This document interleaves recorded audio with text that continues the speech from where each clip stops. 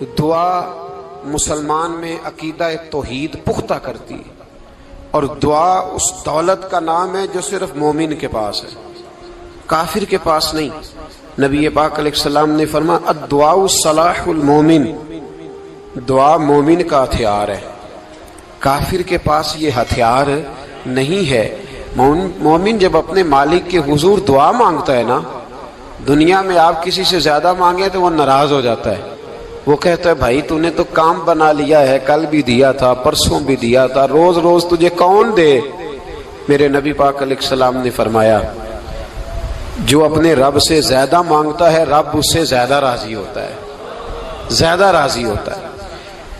اب دعا مخصوص اوقات نہیں دعا کے، فرمایا اذا دعان، جب بھی دعا مانگو گے تمہارا رب تمہاری دعا کو، جب بھی دعا تو دعا کرتے رہنا چاہیے، ہر وقت دعا میں بندہ شامل رہے، اللہ کے ذکر میں شامل۔ یہ جو قرآن مجید نے کہا نا یا ایھا الذین آمنوا اذکروا اللہ ذکرا کثیرا، اے ایمان والو اپنے رب کا ذکر کثرت سے کرو، وسبحوہ بکرۃ واصیلا، اور صبح و شام اسی کی پاکی بیان کرو۔ تو اس سے مراد یہ نہیں ہے کہ تسبیح لے کے سارا دن مسجد میں بیٹھے رہو اور کام کوئی نہ کرو، بلکہ اس کا مطلب یہ ہے کہ روٹی شروع کرو تو اللہ کے نام سے، اختتام کرو تو اللہ کے نام، سو جاؤ تو رب کا نام لے کے، سویرے اٹھو تو اللہ کا نام لے کے، جب تمہیں کوئی چیز اچھی لگے تو ماشاءاللہ کہو، جب کوئی مصیبت آئے تو کہو انا للہ و انا الیہ راجعون۔ تو سارا دن اللہ کا ذکر جاری رہے گا۔ نبی پاک صلی اللہ علیہ وسلم نے مسلمان کو ایک دوسرے سے ملنے کا طریقہ بتایا۔ مصیبت آئے تو کیا کہنا ہے؟ صرف فوت کی پہ نہیں کہنا، اس کی وضاحت کر دو۔ کوئی بھی الذین اذا اصابتہم مصیبہ، جب بھی کوئی مصیبت آئے اللہ کے بندے کہتے ہیں ہم اللہ کی طرف سے آئے ہیں اور اللہ کی طرف ہی ہم نے لوٹ جانا۔ تو میرے عزیز ہر وقت اللہ کا ذکر جاری رہے گا، ہر وقت زبان پہ رب کریم کا۔ دیکھیں نا نبی پاک علیہ السلام نے ہمیں ملاقات کا طریقہ بتایا۔ ایک صحابی آئے تو انہوں نے آ کے کہا السلام علیکم، نبی پاک علیہ السلام نے فرمایا رب تعالیٰ نے اسے 10 نیکیاں عطا فرمائی ہیں۔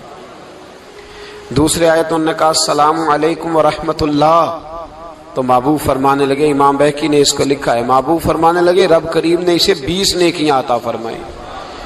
ایک اور آئے، عرض کیا السلام علیکم ورحمۃ اللہ وبرکاتہ، محبوب فرمانے لگے اللہ نے اسے 30 نیکیاں عطا فرمائی۔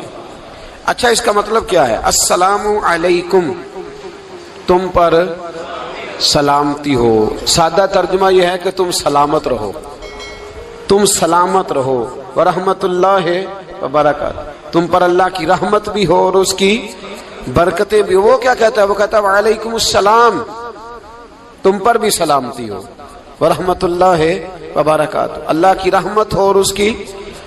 یہ جو مسنون دعائیں ہیں نا جو حضور نے ہمیں دعائیں سکھائی ہر موقع پہ، ان کا کمال دیکھیے۔ اب ایک مسلمان نے آتے کہا السلام علیکم، اس کا مطلب کیا ہے؟ تم پر۔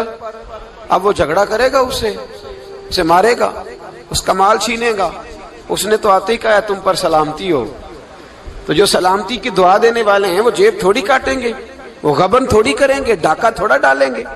اسلام نے لفظ ہی وہ سکھایا ہے کہ فرمایا جب تم نے ملنا ہے تو تم نے دعائیں کرنی ہیں ایک دوسرے کے لیے۔ اب ہمارے ہاں نئے نئے لفظ آ گئے، ٹیلی فون اٹھایا تو کہا ہیلو، اس کا کیا ترجمہ ہے؟ کون ہے، اس کا کیا ترجمہ ہے؟ جی جناب، اس کا کیا مطلب؟ ہم نے دیکھا بڑے بڑے سمجھدار لوگ السلام علیکم کی بجائے کہتے ہیں کیا حال ہے۔ بھئی کیا عجیب بات ہے، بھئی کیا حال ہے کا کیا مطلب ہوا؟ وہ بعد میں کرنے کی بات ہے۔ اور کچھ تھوڑا سا جو ادیب ہیں، جو بیچارے حروف کے پیچ و تاب میں رہتے ہیں، وہ کہتے ہیں آداب عرض ہے۔ وہ کیا ہوتا ہے جی؟ اسلام نے دعا سکھائی ہے السلام علیکم، یہ کتنی خوبصورت دعا ہے۔ جب آپ گھر کے اندر داخل ہوئے تو آپ نے دعا دی السلام علیکم، یہ دعا دی آپ۔ ایک صحابی حاضر خدمت ہوئے، عرض کی یا رسول اللہ صلی اللہ علیہ وسلم میرے گھر میں غربت رہتی ہے، کیا کروں؟ نبی پاک علیہ السلام نے فرمایا جب بھی گھر جایا کرنا گھر والوں سے سلام لیا کر، گھر والوں سے کیا کہا کر؟ السلام علیکم، جب بھی گھر جائے۔ یعنی گھر آیا، اب گھر والوں نے بتایا کہ ماچس کی ڈبیا تو لے آؤ۔ اب یہ دکان کونے پہ تھی گھر والے پہ، وہاں سے ماچس کی ڈبیا لے کے واپس گیا تو کہنے لگا السلام علیکم. پھر گھر والوں نے کہا ہو بتانا یاد ہی نہیں رہا, چینی بھی ختم ہو گئی ہے. تو یہ پھر گیا چینی لینے, لوٹ کے آیا تو کیا کہا؟ جب اللہ چاہتا ہے تو کہے, جب اللہ کے رسول چاہتے ہیں تو کہے. اس کا ترجمہ یہ ہے کہ تو کہہ, تو سلام لے. اللہ رسول چاہ رہے ہیں کہ تو سلام لے تاکہ تیرے گھر میں سلامتیاں ڈال دی جائیں. تو فرمایا سلام لینی ہے تو نے, اور ساتھ تو نے اس طرح کرنا ہے کہ 3 دفعہ سورۃ اخلاص کو پڑھنا ہے. امام قرطبی نے اس کو لکھا ہے. اس نے کہا حضور غربت بڑی ہے, غربت بڑی ہے تو کہ وظیفہ بتائیں. فرمایا جب بھی گھر جاؤ سلام لو اور 3 دفعہ سورۃ اخلاص پڑھو. وہ صحابی کہتے ہیں میں پکا ہو گیا. اب وہ کچھ دنوں کے بعد, کچھ عرصے کے بعد, کچھ مہینوں کے بعد واپس آئے تو صحابہ کرام علیہم رضوان فرماتے ہیں ہماری خواہش تھی کہ یہ کچھ بیان کرے, اب بتائے جو وظیفہ لے کے گیا تھا اس کا رزلٹ کیا نکلا. کہتے اس نے بڑی حیرت انگیز بات کی, حیرت انگیز عجیب انداز میں. کچھ لوگوں کا دل ہوتا ہے نا کہ مجھے ملے میرے پڑوسی کو نہ ملے, اور کچھ کا دل ہوتا ہے یار مجھے بھی ملا ہے اور الحمدللہ میرے پڑوسی کو ملا ہے. تو صحابی جب حاضر ہوئے تو صحابہ کہتے ہیں ہمیں تجسس تھا کہ یہ کچھ بتائیں. تو حضور نے فرمایا کیا حال ہے تیرا؟ کہا یا رسول اللہ کمال ہی ہو گئی ہے حضور, میں جب بھی گھر جاتا ہوں سلام لیتا ہوں اور 3 دفعہ سورۃ اخلاص پڑھتا ہوں. میں تو امیر ہو ہی گیا ہوں, میرے تو ہمسائے بھی امیر ہو گئے. کتنا پیارا ہے یہ جملہ, کتنا حسن ہے. اتنا اچھا لفظ کسی اور کے پاس ہے ہی نہیں جو الفاظ ہمیں ہمارے رسول نے عطا فرمایا. اس کو اپنائیے, اس کو اپنائیے. یہ الگ بات ہے کہ لوگ مطلب کے لیے سلوٹ کر لیتے ہیں بڑا سارا, لیکن مطلب کے لیے نہیں. جس کو جانے اس سے بھی سلام لیں, جس مسلمان کو نہیں جانتے اس سے بھی. تو نبی پاک نے ہمیں مسنون دعائیں سکھائیں. رات کو جب سونے لگیں اللہ کے رسول صلی اللہ علیہ وسلم نے ہمیں دعا سکھائی. حضور نے فرمایا جب سونے لگو تو مسلم شریف میں فرمایا تم نے یہ دعا پڑھنی, اللہم باسمک اموت و احیا. تم نے کہنا اے اللہ میں تیرے نام پر مرتا ہوں اور تیرے نام پر جیتا ہوں. نبی پاک صلی اللہ علیہ وسلم نے ایک حدیث میں فرمایا کہ یہ جو نیند ہے نا یہ موت کی چھوٹی بہن ہے, یہ موت کا ایک حصہ ہے. جس طرح انسان سو جائے تو کوئی خبر نہیں ہوتی کیا ہو رہا ہے, بالکل وہ اٹھا ہے تو اس نے کہا ہو یہ کیا ہوا. سو جاتا ہے نا آدمی, اسے خبر نہیں ہوتی. اوہو میں نے تو 11 بجے اٹھنا تھا, یہ تو 3 بج گئے. اب اسے خبر نہ رہی. سوتے ہوئے لوگ چوری کر لیتے ہیں, بلکہ اس طرح بھی ہوتا ہے کہ آدمی نے گکھڑ اترنا تھا, وہ پنڈی سے آ رہا تھا لیکن وہ سویا ہوا تھا. آنکھ تب کھلی جب کاموں کی آ گیا تھا. اب اس کا اس پر زور, تو فرمایا کیا پتا اب تو کھل گئی کاموں کی, جا کے لاہور جا کے کسی جگہ پہنچ کے. تو یہ بھی ممکن ہے کہ کھلے ہی نہ, نیند ہی موت کا سبب بن جائے. تو کہہ کے سو کہ یا اللہ تیرے نام پہ سو رہا ہوں. اللہ کس نام پہ سو رہا ہوں؟ یار اگر ہم ان دعاؤں کا حسن سمجھے مت, اللہم باسمک اموت و احیا, یا اللہ میں تیرے نام پہ سوتا ہوں اور تیرے نام پر اٹھتا ہوں. گویا کہہ رہا یا اللہ میری نیند بھی تیرے فضل سے ہی ہے, اور اگر آنکھ کھل جائے تو وہ بھی تیرے فضل سے ہی ہے. کتنا اعلیٰ نبی پاک علیہ السلام نے انداز سکھایا. اور پھر بخاری شریف میں حدیث موجود ہے, فرمایا جب اٹھو تو کہو الحمدللہ الذی احیانا بعد ما اماتنا والیہ النشور. فرمایا جب تم سو کے اٹھو تو پھر کہو اے اللہ ساری تعریفیں تیرے لیے, تمام تعریفیں جس نے ہمیں موت کے بعد حیات دی. موت کے بعد فرمایا احیانا بعد ما اماتنا, ہمیں مرنے کے بعد گویا اللہ کا شکر ادا کر کے آنکھ کھل گئی. دیکھیں کس طرح اسلام مسلمان کو اللہ کے ساتھ جوڑتا ہے. فرمایا شکر کر, آنکھ کھل گئی. کہ یا اللہ تیرا شکر ہے تو نے موت کے بعد ہمیں دوبارہ حیات عطا فرمائی, یہ شکر ادا کرو. گویا تم یہ نہ کہنا کہ میں اٹھ گیا ہوں تو میرا کمال ہے, یہ نہ سمجھنا میں اٹھ گیا ہوں تو میں بڑا پابند ہوں, جب میں ارادہ کر لوں کہ میں نے 11 بجے اٹھنا ہے تو پھر میں اٹھ جاتا ہوں.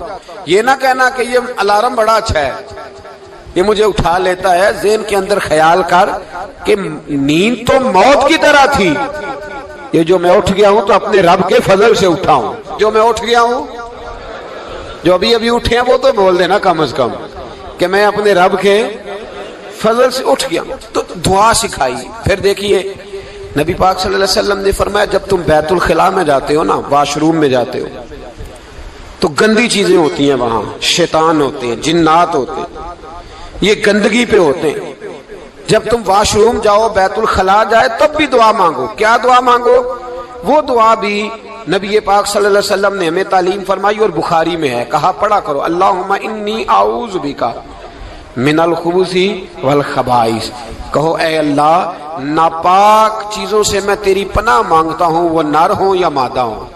اللہ میں تیری پناہ مانگتا ہوں۔ واش روم کے اندر بہت ساری بری چیزیں ہوتی ہیں، جوان میری بات پر توجہ فرمائیں، وہاں بہت ساری گندی چیزیں ہوتی ہیں۔ انسان کئی دفعہ واش روم میں جاتا ہے، اسے وسوسے زیادہ آتے ہیں۔ یہ نوٹ کریں میری بات کو۔ اصل میں نا ہم بات ڈھونڈ رہے ہیں علاج اپنی بیماریوں کا، حالانکہ علاج تو سارا مدینے والے رسول کے پاس موجود ہے، محبوب کے پاس ساری دوائیاں ہیں۔ تو نبی پاک علیہ السلام دیکھیں نا، انسان واش روم میں جاتا ہے، اسے وسوسے آتے، برے خیالات آتے، وہ گناہ کی طرف کئی دفعہ مائل ہوتا ہے، تو کہا تو دعا پڑھ کے جا، اللہم انی اعوذ بک، یا اللہ میں تیری پناہ مانگتا ہوں، من الخبث والخبائث، ہر خبیث اور بری چیز سے میں تیری پناہ مانگتا ہوں، وہ نر ہو یا یار کتنا عظیم دین ہے، کتنا عظیم میرے مصطفیٰ کریم کا وہ والا دین ہے۔ اصل میں اللہ کرے بی اے پاس بچے کو بیت الخلا کی دعا بھی یاد ہو جائے، ایسے یاد ہو جائے، اور اس کے ماں باپ سمجھ لیں کہ جوان ہو گیا ہے، اب ہو سکتا ہے اس کی طرف شیطان حملہ زیادہ کرے، اسے خراب کرنے کی کوشش کرے، تو لہٰذا اسے دعا سکھائی جائے تاکہ اس کو پہلے سے پتا ہو کہ میں نے اس بے ایمان سے بچنا کس طرح سے۔ اب آپ دیکھیے نبی پاک علیہ الصلوۃ والسلام نے ہمیں دعا سکھائی، مصنف ابن ابی شیبہ میں۔ کون سی دعا؟ واش روم سے نکلنے کی۔ اللہ اکبر، بڑی زبردست دعا ہے، بڑی زبردست۔ آپ یقین کریں اس ایک ایک دعا پر ایک ایک پورا بیان ہو سکتا ہے، ایک ایک۔ یہ اس لیے نہیں میں کہہ رہا کہ میں کوئی عالم فاضل آدمی ہوں، آپ کہیں گے کہ بتا رہے ہیں میں بڑا پڑھا لکھا ہوں، صرف یہ عرض کر رہا ہوں کہ اس کے فوائد پر، ثمرات پر جو اللہ تبارک و تعالی امت کو دیتا ہے، ان دعاؤں کی جو فضیلت حدیثوں میں آئی، اور پھر جو اس کے فوائد ہے، اگر اس پر بات کروں تو ایک دعا تقاضا کرتی ہے کہ اس پر پورا ایک لیکچر ہونا چاہیے۔ دیکھیے آپ واش روم سے نکلے، دعا کیا ہے؟ دعا کے لفظ کیا؟ الحمدللہ الذی، ایک حدیث میں لفظ ہے غفرانک، غفرانک، اے اللہ میں تجھ سے بخشش چاہتا ہوں۔